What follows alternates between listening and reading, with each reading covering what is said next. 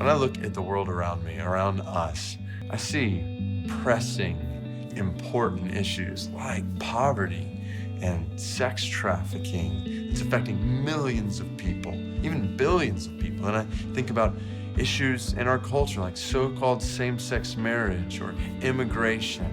And then I think about issues we would think of like politically along the lines of abortion or religious liberty. And so I start to ask, so how do I live in this world?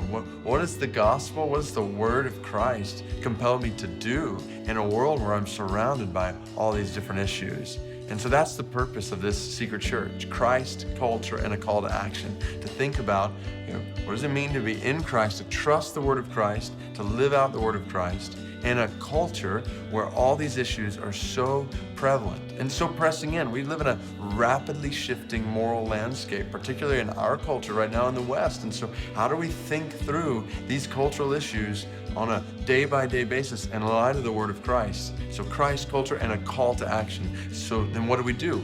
How do we live? How does Christ's word in our culture change the way we live in light of these issues? That's the goal of this secret church. I would encourage you to gather together with maybe a small group of friends or family in a home to think through these issues together. How do these issues and the word of Christ apply to these issues, affect the way we live, not just individually, but in community in this world? Or maybe to gather together with your church on this Friday night secret church and to say, okay, how does this affect the way we live as a church? How can we make sure we're standing with confidence on the truth, applying it faithfully and compassionately in our lives and the culture around us? What does Christ in the middle of this culture compel us to do? How does he compel us to act? So hope you'll be a part of Secret Church as we address these pressing, significant issues in the world around us.